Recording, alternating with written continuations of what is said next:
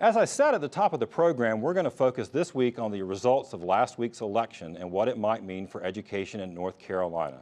Joining us for our first segment are two friends of the program. We've got Dr. Terry Stoops from the John Locke Foundation, a conservative think tank and research organization based here in Raleigh, and Rick Glazier, former legislator, represented Fayetteville in the North Carolina House for 12 years and is now the executive director of the progressive North Carolina Justice Center here in Raleigh. Good to see you, Keith. Good to see you both. Thank you both for being here.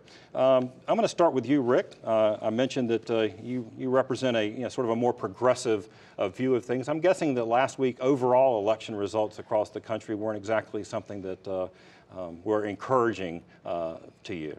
Well, clearly there was concern over the national race as it ended up for president. But I think here in North Carolina, there was an election that created more balance.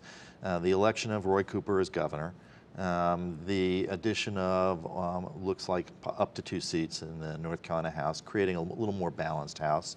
The election of Justice Morgan. I think that the state remains a purple state. It remains a balanced state, and I think to some degree the election in North Carolina, which sort of bucked the Trump train, I think shows that. And I think it offers opportunity in North Carolina to return to a more bipartisan educational policy development and implementation. Right. Terry, sitting to the right of Rick today. What do you think? I mean, do you think that the election was sort of more of an endorsement of more of a conservative approach overall and also to education, or what did you take of it? Well, especially the General Assembly, I think the fact that they didn't lose their supermajority means that there is at least some support for the policies that they've been advancing, whether it's in education or in taxes or in any other area. I think the most surprising was that June Atkinson was defeated by Mark Johnson, a school board member from Forsyth County, for the superintendent of public instruction. And, we have to wait and see what kind of approach Mark is going to take. Is he going to hold the General Assembly and the State Board accountable using his soapbox, or is he going to be more in line with the kind of policies that they are promoting? Right. Yeah, that should be interesting to see. So one thing that was interesting to me, both sides really ran on a pro-public education platform. I mean, if you looked at Republican mailers, Democrat mailers, they talked a lot about increased support for public education, paying teachers. I mean, so should be pretty simple to find common ground when we come back in January. Well, you would think so based on the mailers. Apparently there was a lot more common ground than people realized before. But I do think that does bode well. I mean, systems and nations and states that have progressed in education policy have done it in a long-term way with a bipartisan consensus with all sides sort of compromising. We've had fairly polarized educational policy for the last 5 years, and I think Governor McCrory came in without any education experience. It just was not his background. Governor Cooper will be coming in with much more, having had legislative experience and working in the education arena as well. He also knows the players, and I think that will create relationships despite the numbers. I think Terry's right. How the new superintendent of public instruction plays in, how the state board may shift or not shift. But the goal ought to be to create a globally competitive education and public education for every child. And it ought to be that we work with all of the players and all of the stakeholders in ways we haven't done in the past. That's teachers, that's school boards, that's superintendents, that's parents. And I think a report that just came out of the legislature just yesterday suggests and follows a report that Terry and I know about and were involved in years ago on recommendations about how to improve the funding stream and the funding relationship, create a little more equality in that and better access to the information for the public. So I think there's a lot of things that we can work on together. Terry, what do you think the legislature is going to focus on? There's a lot of things out there: school funding, teacher pay, administrator pay, of course things like opportunity scholarships and charter schools. What would you see with the top 2 or 3 things?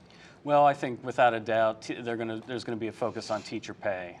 They've made a commitment to raise teacher pay, and now it's time for them to fulfill that commitment. So that's definitely going to be at the top of the the list. I was encouraged that we started talking about school facilities last year.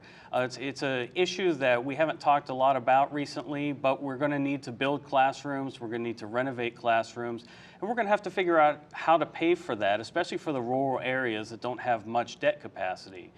I'd also like to see us talk about the school calendar flexibility. I think it's absolutely way past time that we have some school calendar flexibility to allow school systems to determine when students start the school year and end the school year to meet their needs. That seems to be there's some bipartisan support. Although it's interesting, we do seem to see local control, except when we don't want local control. Well, that has certainly been a theme for the last 5 years, but I think that's right. I mean, there's no question that educational policy has not been fostered in a good way in academic progress by the current calendar. And so whether anyone who's in education, Republican, Democrat, Independent, have all agreed that the calendar needs to return to greater flexibility for localities and the systems that they have. I would also agree with Terry that a return look at the multi-billion-dollar needs on the capital side is really going to be important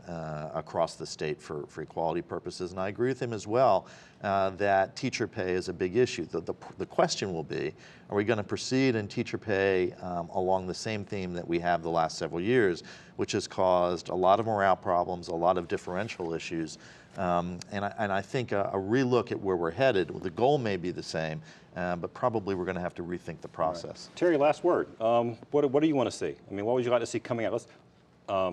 First out of the gate? Well, I would like to see us tackle this funding issue, how we allocate funds to school systems. We have several reports that tell us where we need to go. I think for transparency's sake, for the students' sake, that we need to clarify this once and for all. Well, it's a big issue, and we'll have a lot to talk about.